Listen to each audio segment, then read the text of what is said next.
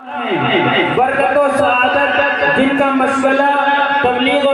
تربیت، جن کا راستہ راہ سنت، جن کا مقصد صرف اور صرف دین خداوندی کی خدمت ہے، تو لیجئے انہی میں سے ایک ایسی شخصیت کو میں بڑے ہی ادب و احترام کے ساتھ دعوت دیتا ہوں۔ میری مراد علی جناب مفتی محمد شاہد صاحب قاسمی، ناظم مدرسہ تعلیم القرآن سیتا پور کی حضرت والا تشریف لائیں اور اپنے مواعظ حسنہ سے ہم سامعین کو مستفیض فرمائیں۔ اللہ وکفا وسلام علی عباده الذین اصطفى اما بعد۔ قال الله تبارك وتعالى في كلامه المجيد: أعوذ بالله من الشيطان الرجيم، بسم الله الرحمن الرحيم. إن الذين يتلون كتاب الله وأقاموا الصلاة وأنفقوا مما رزقناهم سرا وعلانية يرجون تجارة لن تبور. صدق الله العظيم.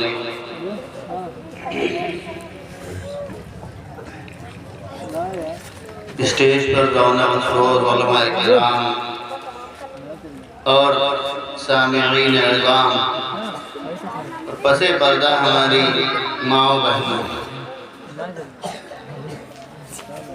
یہ بات تو ہر ایک پر آیا ہے کہ اللہ رب العزت والجلال نے یہ کیمرے وغیرہ پر بند کر دو، اس سے ہمیں بڑا عجیب ہے۔ ایک جو ہے ضرورت کے لیے چالو ہے، بس کافی ہے۔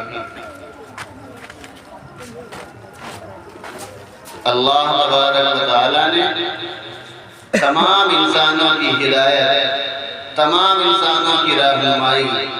تمام انسانوں کو راہ راست پر لانے کے لیے اللہ تبارک و تعالیٰ نے قرآن کریم جیسی عظیم الشان کتاب نازل فرمائی۔ یہ ہر ایک جانتا ہے اور اس کے اندر اللہ تبارک و تعالیٰ گاہے بگاہے جگہ جگہ انسانوں کی ہدایت اور انسانوں کی رہنمائی، یعنی کس بات کے اوپر عمل کر کے یہ لوگ آگے بڑھ سکتے ہیں، کس بات کی وجہ سے لوگوں کے اندر انقلاب آ سکتا ہے، کس بات کی وجہ سے لوگ راہ راست کے اوپر چل سکتے ہیں، اللہ تبارک و تعالیٰ گاہے بگاہے بتلاتے ہیں۔ انہی میں سے ایک آیت یہ ہے جو بھی دوران خطبہ پڑھی گئی، اس میں خاص طور پر اللہ تبارک و تعالیٰ نے تجارت کا تذکرہ کیا، ایک سوداگری کا تذکرہ کیا اور یہ بتلایا کہ اس سوداگری کے اوپر جب عمل کرو گے، جب اس سوداگری کو اپنی زندگی کے اندر لے آؤ، جب یہ تجارت اختیار کر لو گے تو ہمیشہ ہمیشہ کا نفع تمہارے حق میں ہے، اور اگر تم نے اس نفع کو حاصل نہیں کیا تو ہمیشہ کا نقصان تمہارے لیے۔ بھئی تجارت جب بھی آدمی کرتا ہے اس کے اندر دو پہلو ہوتے ہیں، یا تو نفع ہوگا یا نقصان ہوگا، اور ہر ایک خواہش ہوتی ہے نا کہ ہمیں نفع حاصل ہوتی کہ نہیں ہوتی، ہر ایک کی خواہش ہوتی ہے کہ نفع ہو، لیکن نقصان کا بھی ایک خدشہ لگا رہتا ہے کہ کہیں ایسا نہ ہو کہ اس میں ہمیں نقصان ہو جائے، کہیں ایسا نہ ہو کہ گھاٹے کا سودا ہو جائے۔ اللہ تبارک و تعالیٰ اس آیت کے اندر فرما رہے ہیں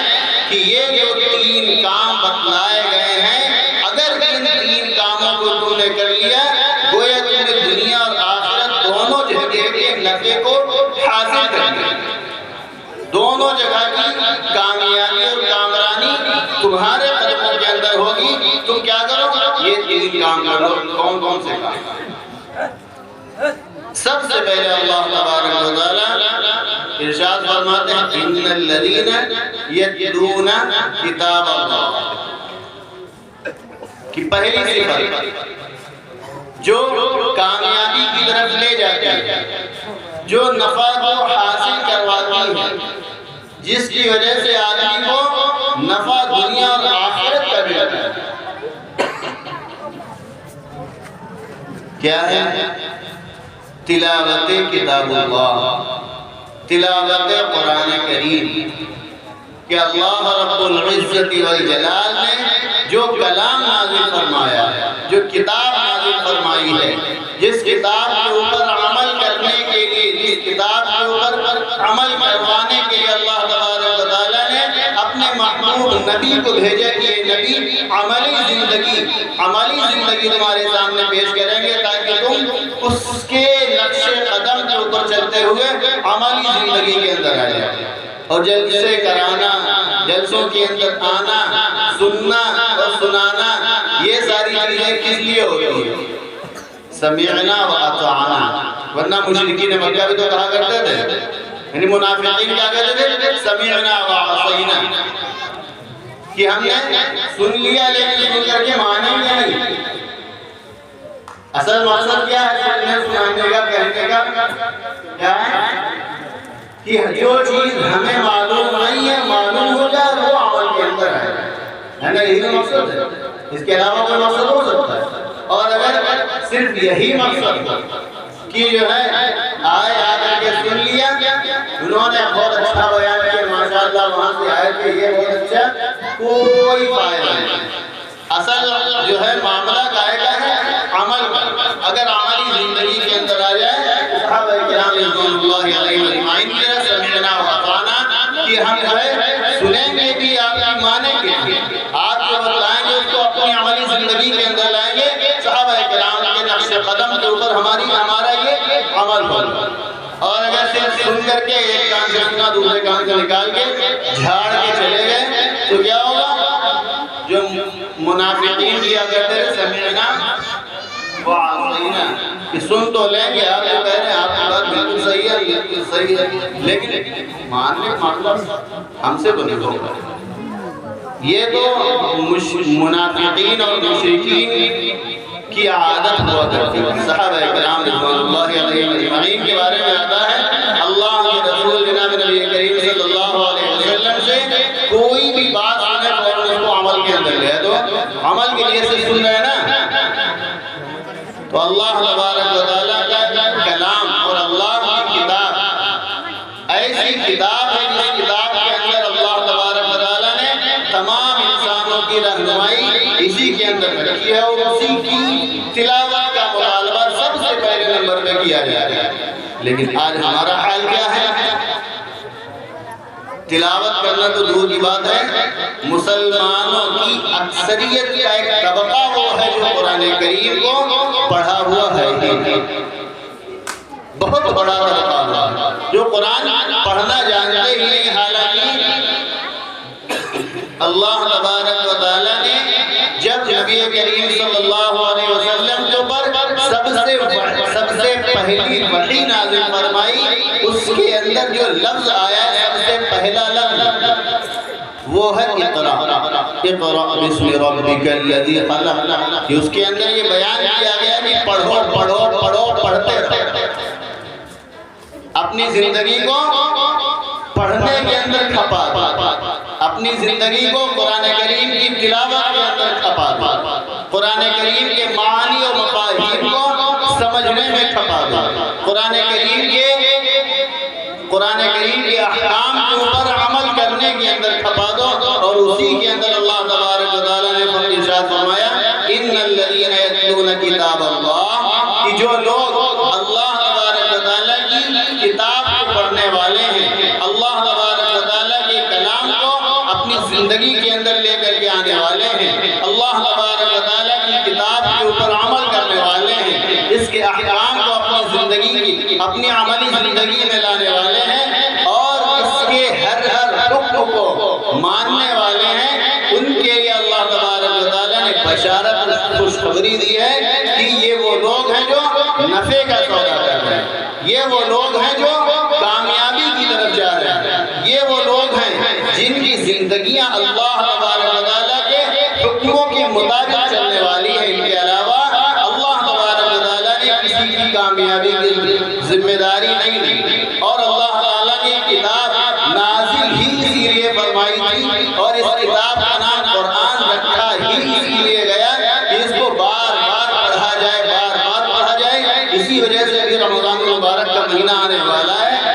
آپ حضرات دیکھیں گے کہ حافظ صاحب مصلی کے اوپر کھڑے ہو کر کے الف لام میم سے شروع کریں گے اور جب ختم کریں گے تو پھر الف لام میم کے اوپر جو ہے لے کر کے آئیں گے. کیوں؟ اس کا مطلب مقصد یہی ہے کہ یہ کتاب ایسی نہیں ہے کہ ایک مرتبہ پڑھ لیا پڑھ کر کے ایک طرف رکھ دیا، بلکہ اللہ تعالیٰ نے یہ کتاب اس لیے نازل فرمائی ہے. اللہ تبارک و تعالیٰ نے یہ کتاب ہم اور آپ کو اسی لیے دی ہے کہ اس کو ایک بار نہیں، دو بار نہیں، جیسے ہی ایک مرتبہ مکمل ہو جائے فوراً دوبارہ شروع کر دو اور اس کو پھر سے پڑھنا شروع کر دو، تاکہ تم یہ نہ سمجھو کہ ایک مرتبہ پڑھنے کے بعد ہم فارغ ہو گئے، بلکہ اللہ تبارک و تعالیٰ کا یہ کلام تو وہ کلام ہے جس کو ایک بار پڑھا جائے، دو بار پڑھا جائے، تین بار پڑھا جائے، 100 بار، 1000 بار، چاہے جتنی مرتبہ پڑھا جائے، جتنا زیادہ پڑھتے جائیں گے اتنا ہی زیادہ ہمیں اس کے سلسلے میں لذت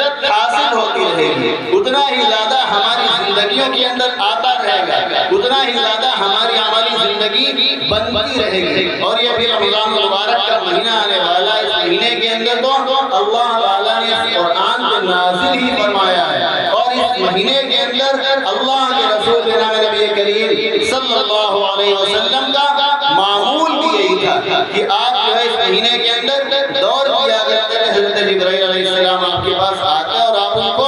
سناتے یا وہ آپ کو سناتے. بہرحال اللہ تعالیٰ نے یہ کتاب ہمیں اور آپ کو دی اسی لیے ہے کہ ہم اس کو پڑھیں، اس کو سمجھیں، اس کو اپنی زندگی کے اندر لائیں، اس کے احکام کے اوپر عمل کریں، اس کے حلال کو حلال سمجھیں، اس کے حرام کو حرام سمجھیں، اور اس کی مطابق اپنی زندگی گزارنا اپنے لیے ایک سعادت سمجھیں. لیکن آج کا مسلمان، آج ہم اور آپ سن تو لیتے ہیں، سن تو لیتے ہیں اور یہ سمجھتے بھی ہیں کہ ہاں یقیناً اللہ نے اگر کامیابی رکھی ہے تو قرآن کریم کے احکام کے اوپر عمل کرنے میں رکھی ہے، قرآن کریم کو اپنی زندگی کے اندر لانے کے اندر رکھی ہے، قرآن کریم کو اپنی زندگی کا ایک لائحہ عمل اور مشغلہ بنانے میں رکھی ہے. یہ سب مانتے ہیں لیکن عملی زندگی ہمارے اندر نہیں ہے، عملی زندگی ہمارے اندر نہیں ہے، اور عملی پہلو سے ہم یکسر خالی رہتے ہیں. اسی وجہ سے آج ماحول دیکھ لیجیے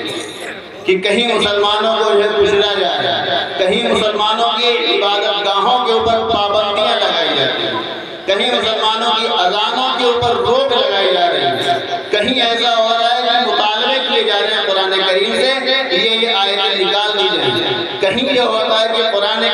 قرآن کا ایک یہ حکم ہے، اس حکم کے مطابق مسلمان نہیں چلیں گے، اس کے فیصلے پارلیمنٹ حکم کے اندر ہو رہے ہیں. کیوں ہو رہے ہیں؟ اس کی طرف غور کیا کبھی؟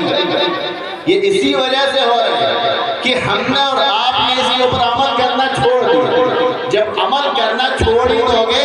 تو یہ بتاؤ وہ لوگ اگر ہمارے اوپر پابندیاں لگا رہے ہیں تو کیا بھیجیں؟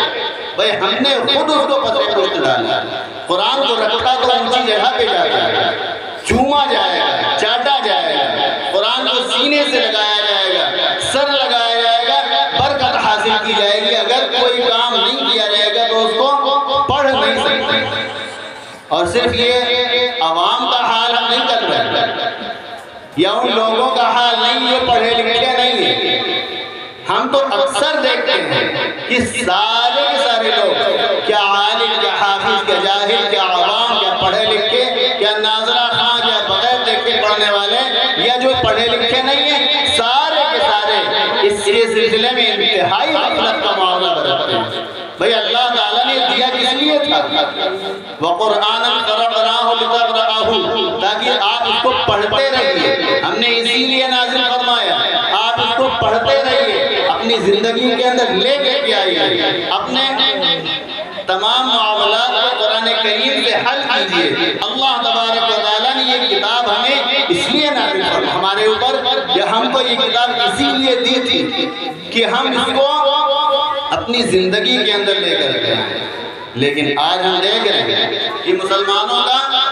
طبقہ 3 حصوں کے اندر بڑھ گیا، بلکہ 4 حصوں میں. سب سے پہلا طبقہ تو وہ ہے جو قرآن کو پڑھا ہوا ہے ہی نہیں، اور کہ ہم سے یہ قرآن کریم چھوٹ رہا ہے، ہماری زندگی کے اندر قرآن نہیں ہے، ہم اس کی تلاوت تک نہیں کر پا رہے، ہم اس کے احکام کے اوپر عمل نہیں کر پا رہے، ہم اس کو اپنی زندگی کے اندر لا نہیں پا رہے، اس کے اوپر افسوس بھی نہیں۔ لیکن اگر کبھی اس کا 10 روپے کا بھی نقصان ہو جاتا ہے نا، اس کے اوپر کتنا افسوس ہوتا ہے۔ اور اگر کسی کا ہزاروں لاکھوں کے اندر نقصان ہو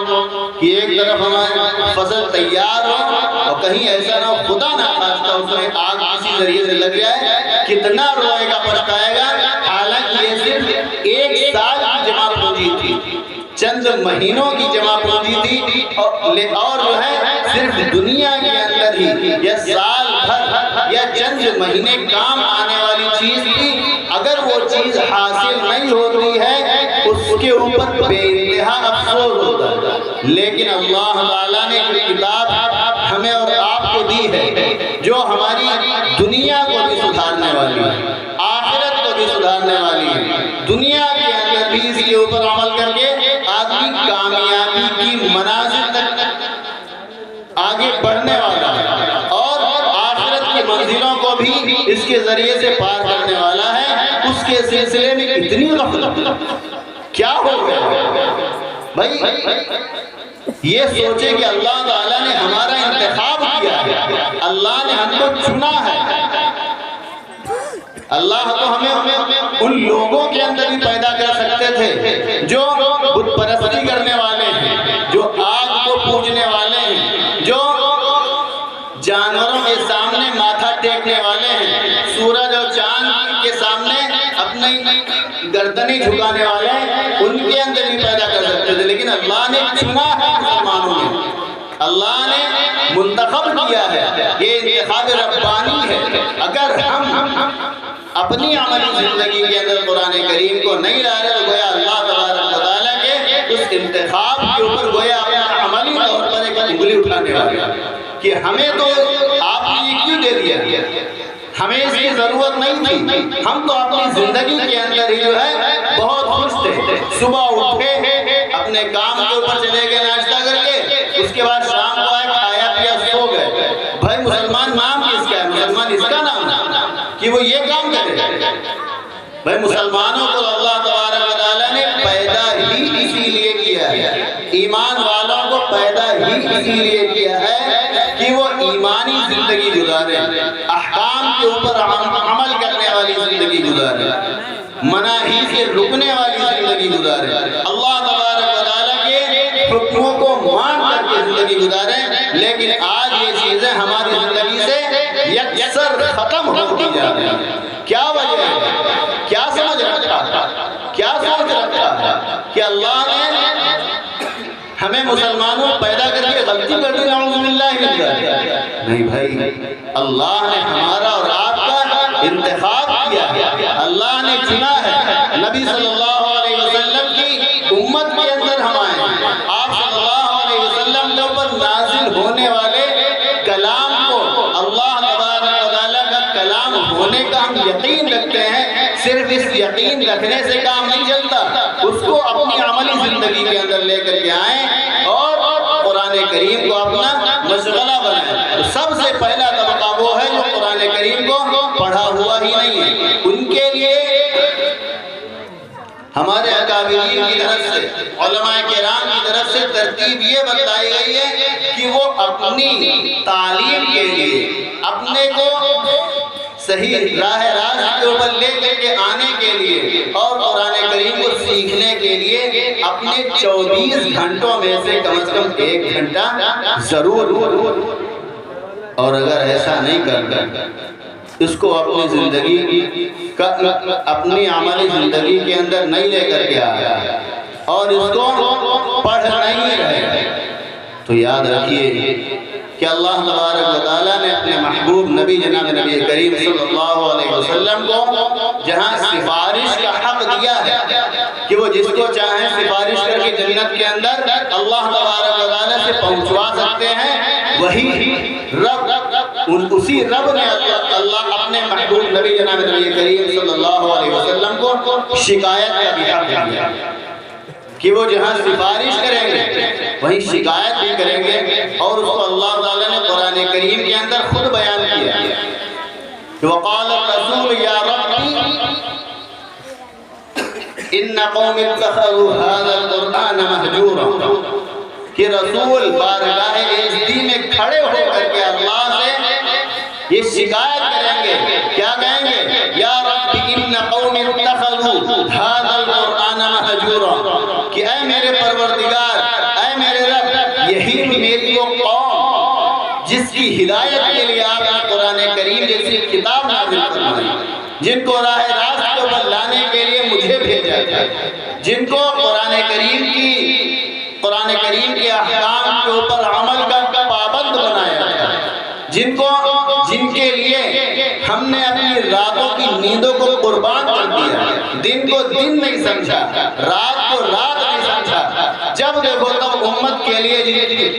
دعائیں کرتے رہے، یہاں تک کہ موت کا وقت آیا تب بھی جو ہے اے اللہ آپ کی بارگاہ کے اندر اگر ہمیں کسی کی فکر تھی تو میری امت ہے، یہی امت کے یہ لوگ یہ ھذا القرآن مہجورا، انہوں نے قرآن کو مکمل طور پر چھوڑ،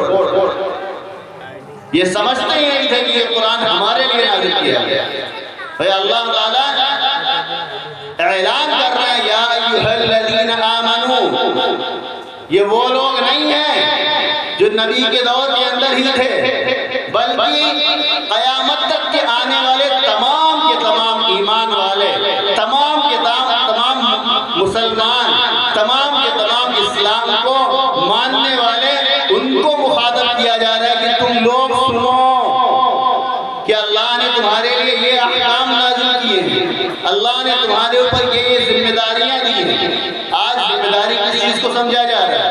کہ ذمہ داری اس چیز کو سمجھا جا رہا ہے کہ کما لیا، بیوی بچوں کا پیٹ بھر دیا، اچھے مکانات بنا لیے، اچھی ڈگریاں حاصل کر لی، اچھا کھان پان بنا لیا، اچھی گاڑی سے چلنے لگے، یہی جو ہے اپنی ذمہ داری آدمی سمجھ رہا ہے۔ حالانکہ یہ تو ضروریات ہیں اور ان کا پورا کرنا ہماری ضروریات کے اندر شامل ہے، لیکن یہ جو ایمانیات ہیں ان کا پورا کرنا یقینی ہے۔ اگر اس میں ہم نے کوتاہی کی تو یقین یعنی اللہ تبارک و تعالیٰ کی یہاں بہت سخت پکڑ ہونے والی۔ یہ نہ سوچیں کہ ہم اللہ کے سامنے جا کر کے اللہ سے عرض کر رہے ہیں کہ ہم پڑھے نہیں تھے، ہمیں معلوم ہی نہیں تھا، ہم کیسے عمل کرتے ہیں؟ بھئی اللہ تبارک و تعالیٰ نے بتلانے کے لیے نبی کو بھیجا، نبی آخر تک کے امتیوں کو نہیں پہنچا سکتے تھے تو اللہ نے ان کو صحابہ جیسی مقدس جماعت عطا کی، صحابہ نے ساری دنیا کے اندر دین کو پھیلایا، صحابہ نے پوری دنیا کے اندر ایک فرد تک کے بات پہنچا دی۔ اب یہ عذر کر دینا ہے کہ ہمیں معلوم نہیں تھا، ہم جانتے نہیں تھے، یہ صرف لفظ بات ہوگی، اس کے علاوہ کچھ نہیں ہوگا۔ اس لیے اللہ تبارک و تعالیٰ نے جو ایک کتاب دی ہے،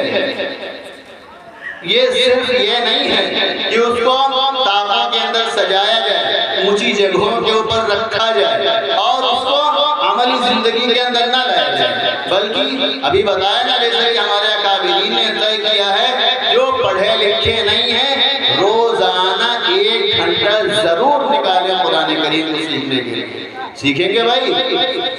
اور جو لوگ ناظرہ خواہ ہیں، جو پڑھے لکھے ہیں،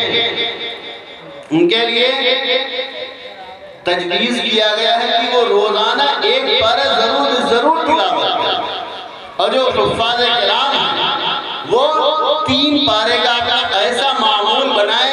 کہ ایک وقت کھانا تو چھوٹ جائے لیکن ایک دن کا پڑھنا ہمارا نہ چھوٹنے پائے۔ جب اس ترتیب کے اوپر چلیں گے تو یقیناً یہی قرآن اللہ تبارک و تعالیٰ کی بارگاہ کے اندر ہمارے لیے سفارشی بن کر کے حاضر ہے۔ اور غضب بالائے غضب تو یہ ہے کہ آج قرآن کریم سے اتنی بے توجہی ہے کہ خود تو پڑھے نہیں ہیں، ساتھ ساتھ اپنے بچوں کو بھی پڑھانے کی فکر نہیں کرتے۔ بس شکر مناؤ اللہ کا، اللہ تبارک و تعالیٰ نے آپ کی بستی کے اندر مدرسہ جیسی مقدس وہ جگہ کی ہے جہاں جا کر کے بچوں کی تربیت ہوا کہ اگر جو ہے یہ مدرسے نہ ہو. حضرت تھانوی علیہ الرحمہ کا ایک مقولہ ہے کہ حضرت فرماتے تھے کہ اگر یہ مدرسے نہ ہوں اور علماء جو پڑھانے والے اساتذہ ہیں وہ نہ ہوں تو یقین جانیے 50 سال نہیں گزرنے پائیں گے تمہاری اولاد جو قرآن کریم سے آشنا نہیں ہے, جو قرآن کو اپنی زندگی کے اندر نہیں لا رہا ہے اور خود کو ایمان والا سمجھ رہے ہیں, ان سے کہہ رہے تمہاری اولادیں یقین جان لو 50 سال کے اندر ہی مرتد ہو کر کے رہیں گی, اسلام سے متنفر ہو جائیں گی. یہ وہ قلعے ہیں جہاں ہمارے ایمان کی حفاظت ہوتی ہے, جہاں سے ہماری پہچان ہے, جو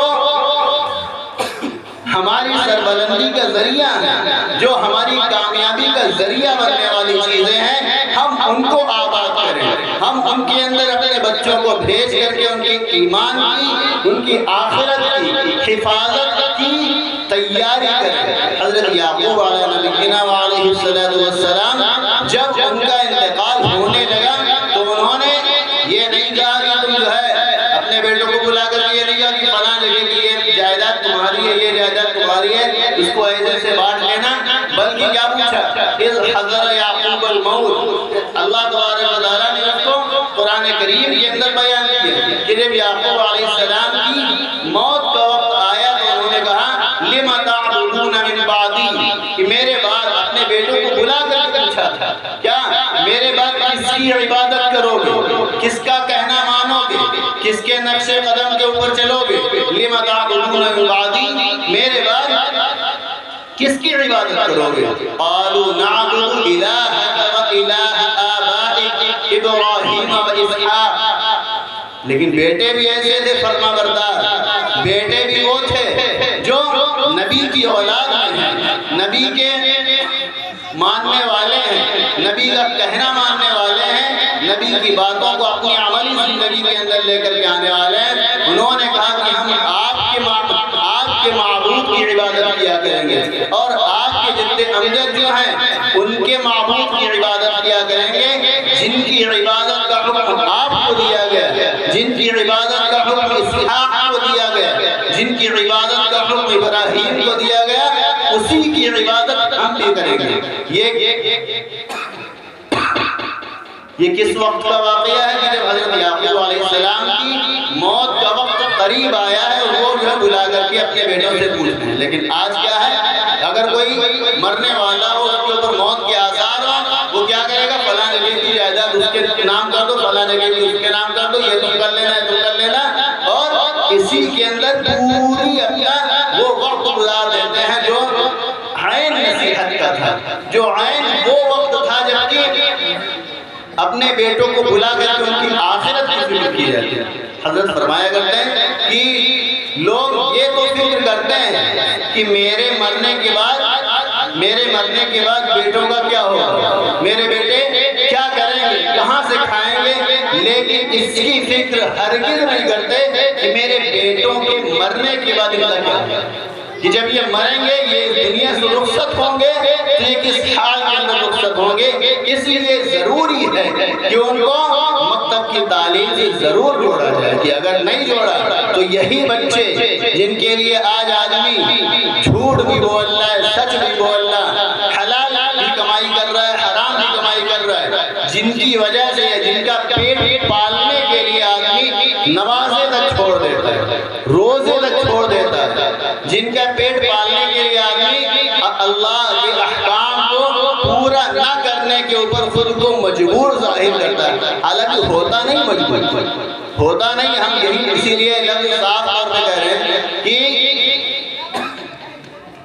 خود کو مجبور ظاہر کرتا ہے, وہی اللہ کی بارگاہ کے اندر کھڑے ہو کر کے اللہ تبارک و تعالیٰ کے سامنے عرض کریں گے کہ اے ہمارے رب, یہی وہ باپ ہے جس نے مجھے اچھا پہنایا تو تھا, اچھا کھلایا تو تھا, اچھی سواری تو دلائی تھی, اچھا مکان دلایا تھا, راحت و آرام کا تمام سامان دلایا تھا, ہر طرح کی آسائش کا سامان دلوایا, لیکن اگر اس نے میرے لیے جس چیز کی سب سے زیادہ ضرورت تھی وہ نہیں دلائی ہے، اللہ ان سے پوچھیے۔ تو بتائیے کیا جواب دیا جائے؟ سوچیں کہ اللہ تبارک و تعالیٰ اگر مطالبہ کر لیں، پوچھ لیں کہ یہ کیا کر کے آئے ہو، تم کو کس لیے بھیجا گیا تھا، تم کو یہ اولادیں کس لیے دی تھی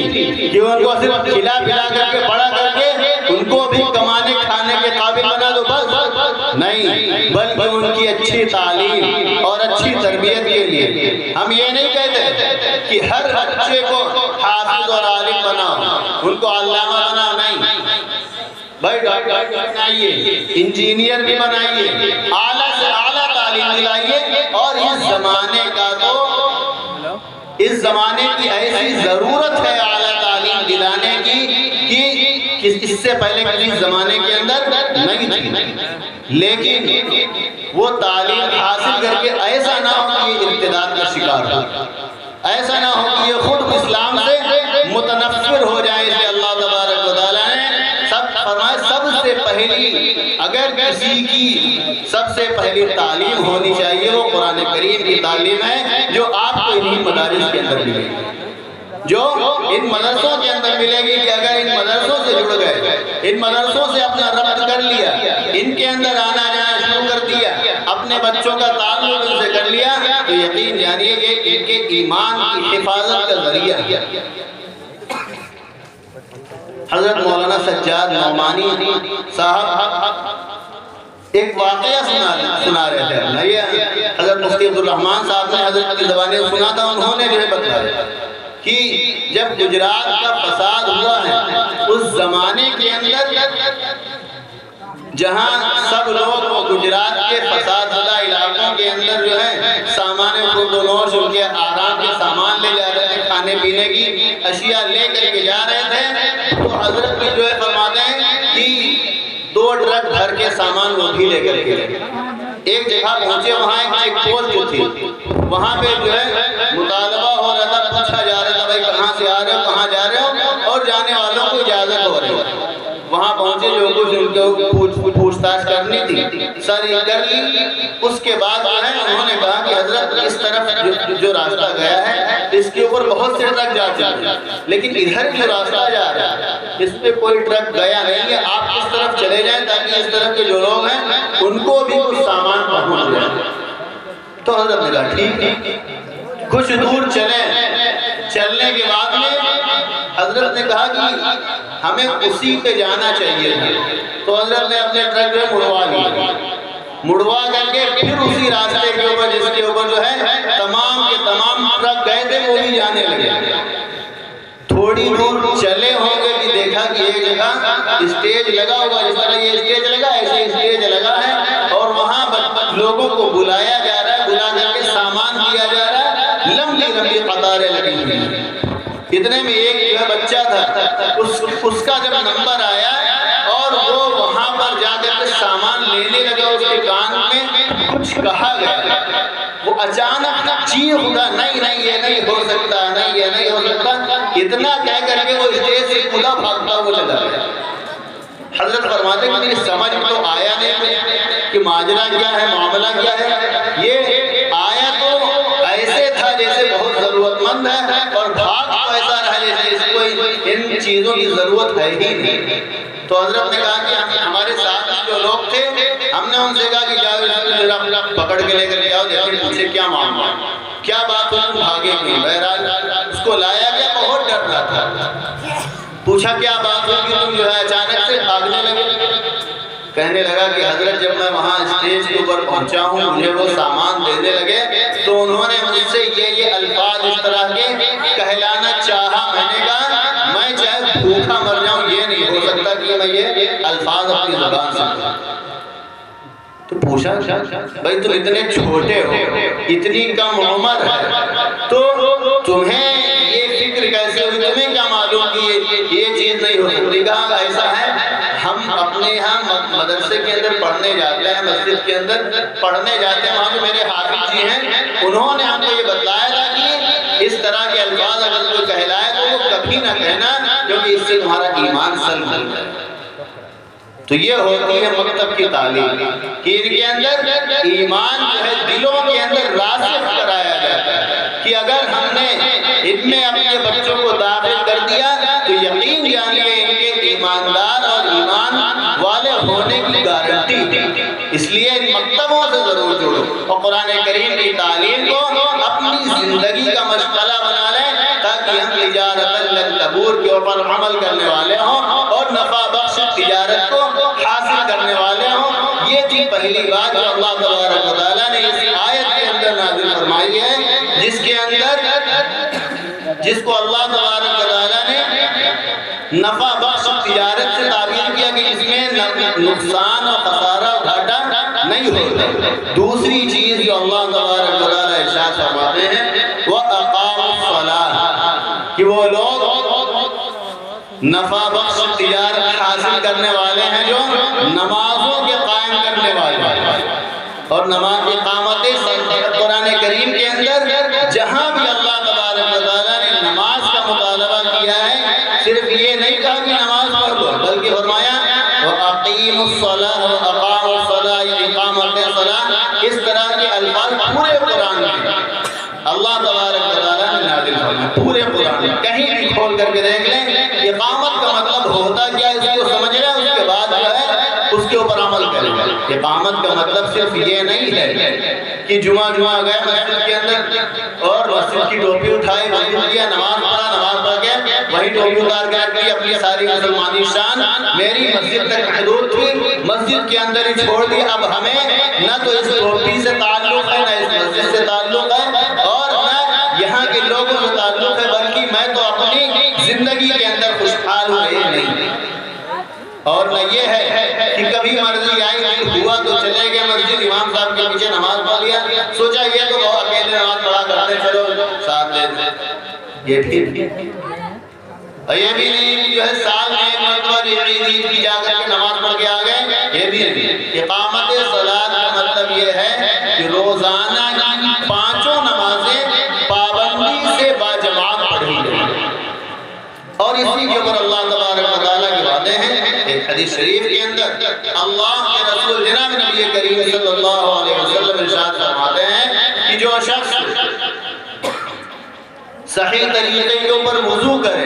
اور وضو وَأَحْسَنَ وُضُوءَهُ، اور بہتر سے بہتر وضو کرے، یعنی اسی اپنے اعضاء کو سنت طریقے کے اوپر دھوئے، سنت طریقے کے اوپر پورا وضو کر کے آئے، اور صحیح طریقے کے اوپر نماز پڑھے، اس کا رکوع بھی صحیح کرے، سجدہ بھی صحیح کرے، اللہ تبارک و تعالیٰ ارشاد فرماتے ہیں اس کو اپنی ذمہ داری کے اوپر جنت کے اندر داخل کرے، اپنی ذمہ داری کرے۔ اور جو شخص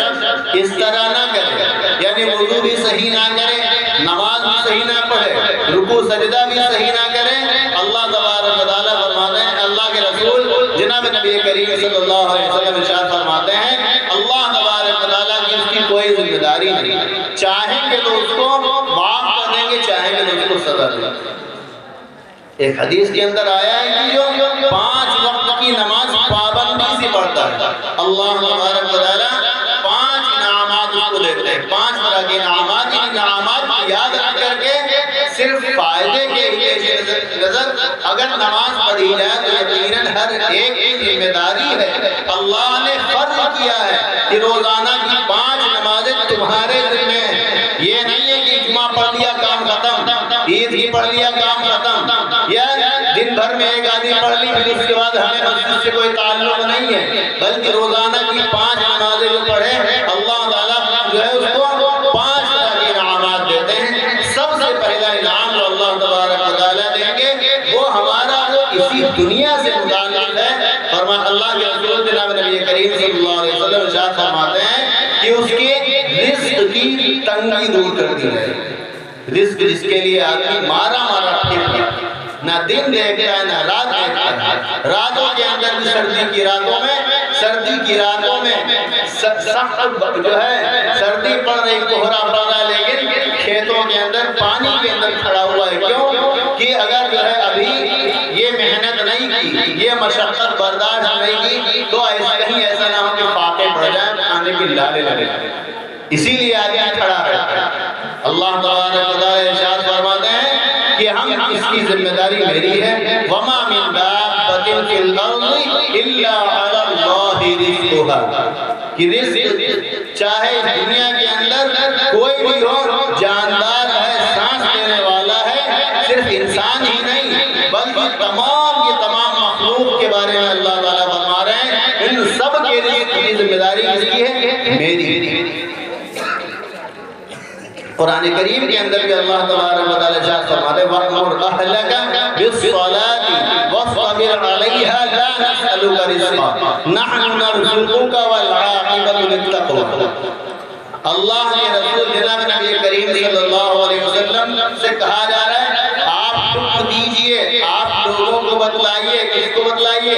اپنے گھر والوں کو حکم دیجئے، کہے گا بالصلاۃ، پابندی سے نماز پڑھنے کا، نماز کو اپنے اوقات میں پڑھنے کا، نماز کو باجماعت پڑھنے کا، وَاصْطَبِرْ عَلَيْهَا،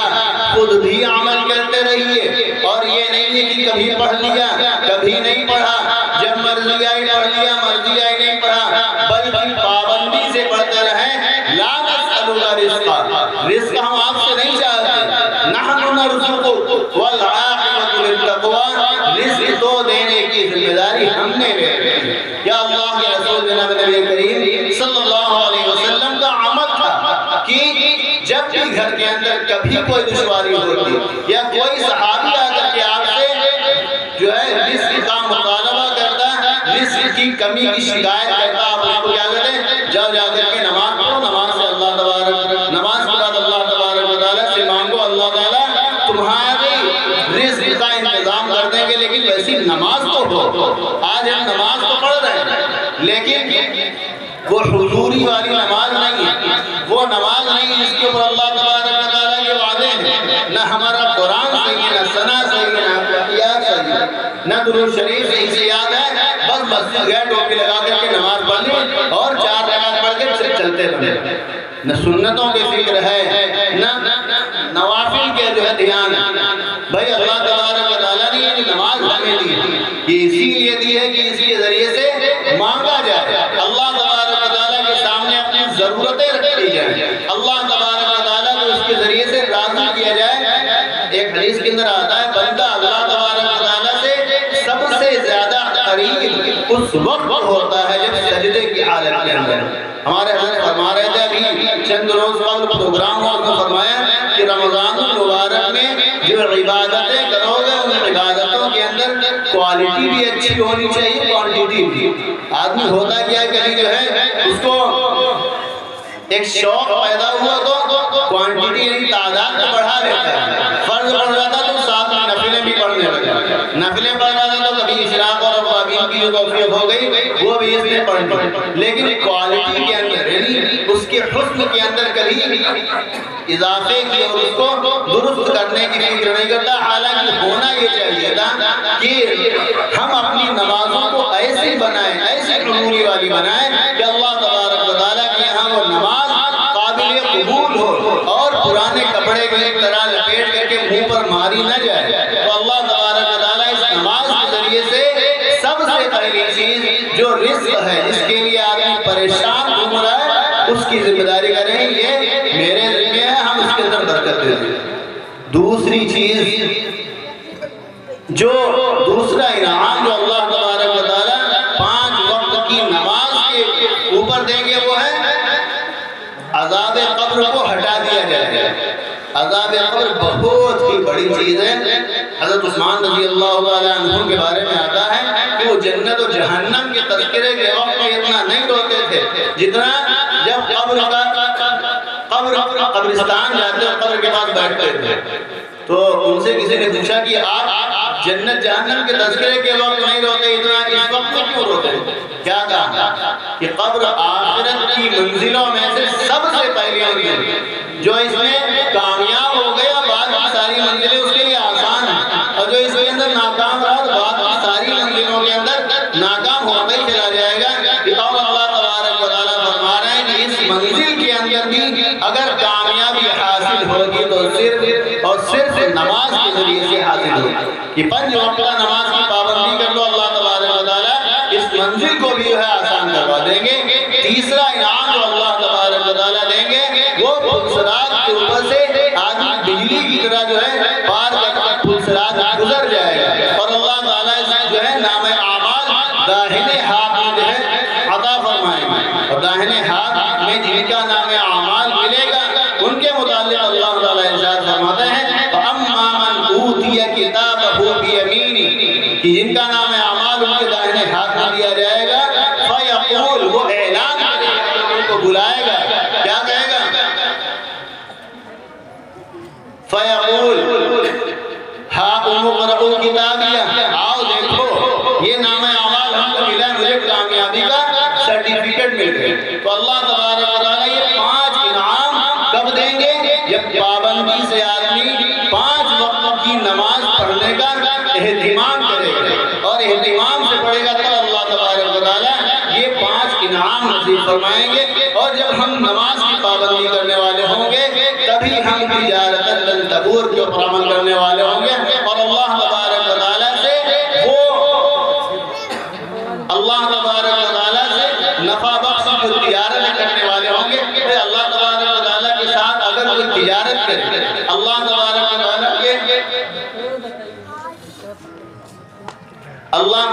تعالیٰ سے اگر کوئی تجارت کرے اور ان سے جو ہے کوئی چیز اللہ کے پاس میں رکھ دے، نقصان میں رہے گا؟ کبھی نہیں رہے گا۔ اس لیے اللہ نے اس میں جو 3 چیزیں نازل فرمائی ہیں، سب سے پہلی چیز تلاوت قرآن کریم، اس سے بھی جڑیں، نماز کا بھی خیال رکھیں اور نماز کو پابندی سے پڑھنا اپنی عادت بنا لیں، اور ساتھ اور اس کے ساتھ تیسری چیز ہے کہ صدقہ خیرات کثرت سے کرتے رہیں، تو انشاءاللہ العزیز اس دنیا کے اندر بھی اللہ تبارک و تعالیٰ چمکائیں گے اور آخرت کے اندر بھی چمکائیں گے۔ اللہ ہم سب کو عمل کرنے کی توفیق نصیب فرمائے، وما علینا الا البلاغ۔